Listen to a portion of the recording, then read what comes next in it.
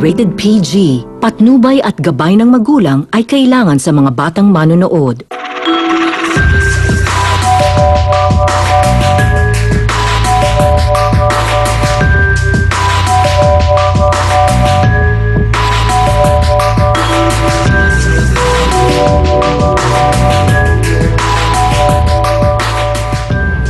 Taon-taon 70 bilyong dolyar ang halagang naaangkat ng trafficking. Kabilang na riyan ang mga kababaihang nasasadlak sa prostitusyon sa buong mundo.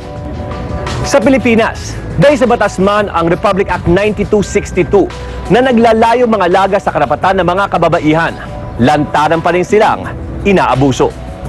Sa pagpapatuloy ng ating seryeng tumututok sa mga pangako ng ating Pangulo at sa mga isyu ng ating bayan, samahan niyo akong sundan ang mga umaalingaso na kwento ng mga babaeng palit kalakal.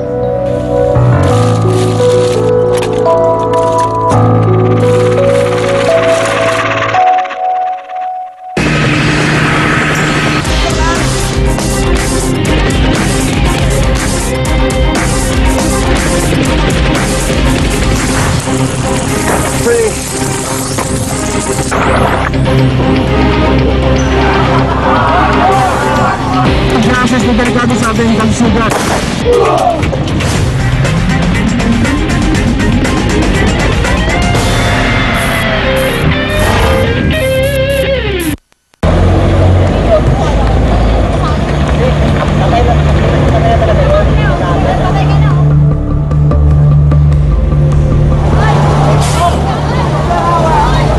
Ang ganitong tagpo, bulgar ang nagaganap sa isang kalye sa Tondo.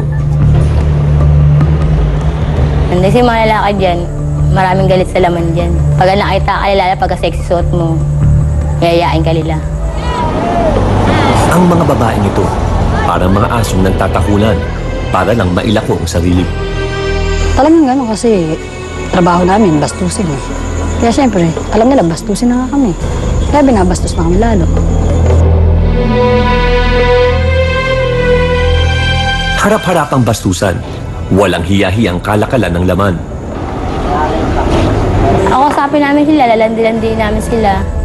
Tapos hanggang sa bumigay sila, saka kami yayayain. Ano ba gusto mo sa akin? Ano gusto mo bayad mo sa amin? Pwede na yung kalakal na ibibenta namin. Sabi, sige ba? Itinuturing na isa sa pinakamatandang propesyon ang prostitusyon sa buong mundo. Pero mukhang sukdulan na ang kalakaran na ito. Lalo na't may nakilala kaming isang tropa na ang kapalit ng panandaliang aliw ay basura.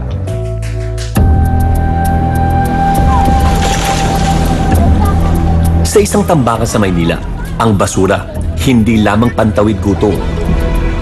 Sagot din sa tawag ng laman. At pagsapit ng gabi, hudyat na ng labasan ng mga kalapati.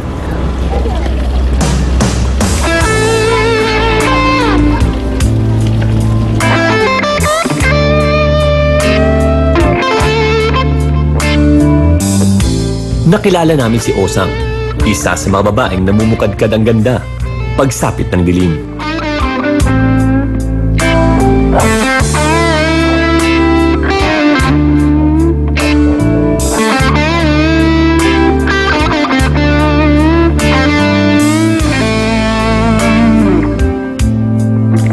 Bago umalis, naliligo ako. Saka number 1 talaga yung kailangan mo talaga mag-makeup para pampatuwang ka sa labas.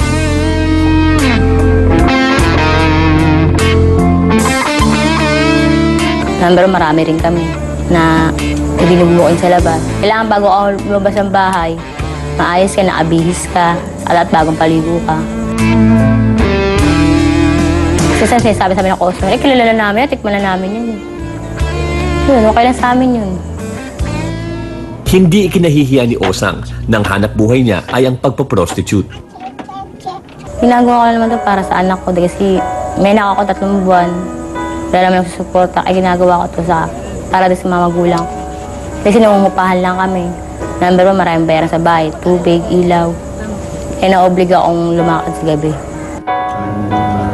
Bukod sa pagiging single mother, breadwinner ng pamilya si Osang. Hindi pa alam ng pamilya niya na ang pinagkakakitaan niya ang magbenta ng laman. Alam lang ng mama pagdating sa gabi, matambay lang kami dyan sa labas. Saka pag ako na may susuporta sa akin. Ay sinasabi ko sa mama ko. Inabangan ko lang sugar daddy ko sa labas. Tapos may bigyan ng pera. Pero hindi alam ng mama ko lang ganun diskarte ko. Hindi namimili ng customer si Osang. Basta may pambayad, handa siyang ipagamit ang kanyang katawan. Pinakikita na namin sila, sa mata na lang. Merong customer na nakikita kami. Pinakausap kami sakali. Uy, mamaya ah. Pakala ko ulit sa akin ah. Labas ulit tayo. Basta dire-diretso lang kami. Kahit naririnig namin, dire-diretso na lang. Hindi sinasalubong pa namin sila kausapin. Hindi kasi nahihiya rin kami.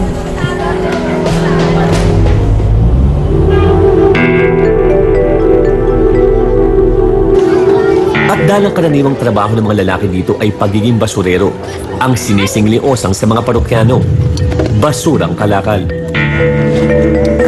Yung palit kalakal na pag gustong gumamit ng lalaki, tapos ay ipapalit nila sa'yo yung mga nakuha nila para magkaroon ka ng kalakal mo sarili. Pag magkaroon ka ng kalakal, ibibenta mo para maging pera. Kumikita naman din po. Kasi yung pagbenta mo yung kalakal, maabot ng 200 plus.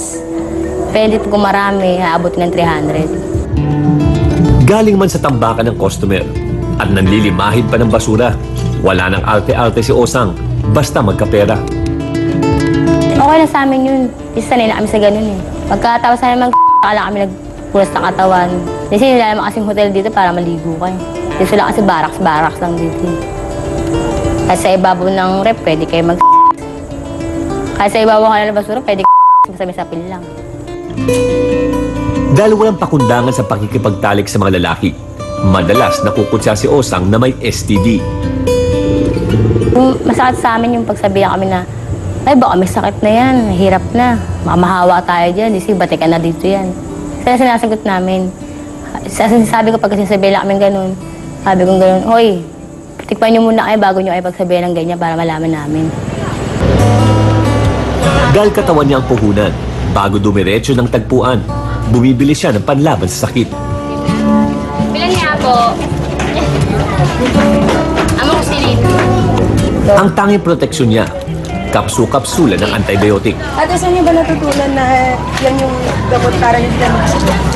Sabi ng doktor para hindi ka hawakan ng mga sakit na lalaki. Kasi antibiotic kasi Pero nang tinanong namin siya uli, inamin ni Osang na hindi pa niya naranasang magpa-check up. Mahinisip ko rin pag tapos namin mahinisip parang baka may magkasakit ako. Tamaan nila ako ng sakit. Meron akong lalaki magkatagpo na meron sakit sa akin pumasok. Kaya naisip ko sa sarili ko. Kaya sabi ko gano'n, parang gusto ko magpa-check up. Nahihiya talaga ako pagpapato ng center. Gusto ko lang magpa-check up, pumapasok ko ng center. Malabas din agad ako eh. Kasi nahihiya ako eh. Ngayong gabi, isa lang ang punteriya ni Osang. Hindi namin nahanap ng pogi o ano. Basta meron siyang alakal, pwede na sa amin. Yung masipag siya, meron mong lalaki na magaling mga lalaki, magdamag siya ng uwa, naabot siya ng umaga. Kaya tanong dyan, basta merong kalakal na marami, tatanggap na namin. Kasi yun ang binabayad sa amin. Ang nakasusulasok na amoy ng basura, halimuyak na ng salapi para sa kanya. Pag binenta mo yung kalakal, iipunin mo yun. Totally mag-aabang ka pa ng iba. Tapos yung iba, binibigay sa amin sa yung pinagbentahan nila ng kalakal, yung dapat ibigay nila sa asawa nila. Maubligay sila gumamit sa ibang babae para maibigay nila sa amin yung ano namin. Kasing lumiman ng mga tira-tirang basura ang tingin ng iba sa kanya. Kailanman hindi raw niya pinandirihan ang katawan. Okay sa amin yun, kahit ganun gagawin sa amin. At least hindi kami nagtinakaw, kahit nagbibenta kami ng laman. At least ayos naman yung pag-aaral namin. Kasi marami kasi din ibang babae, nagnanakaw para magkapera lang. Ba't kailangan pa magnakaw? Hindi maghanap ka ng lalaki para magkapera ka. Ang dali lang. Susunod, kung si Osang, basura ang kapalit ng kanyang puri, ang kasama niyang si Vona, sopas lang? Hindi man ako humihingi. Sila nga nagbibigay. Bigyan nila ako ng, minsan, bigyan ako sopas. Tapos, bibigyan pa ako ng 50, ganyan. 50, 100. Minsan,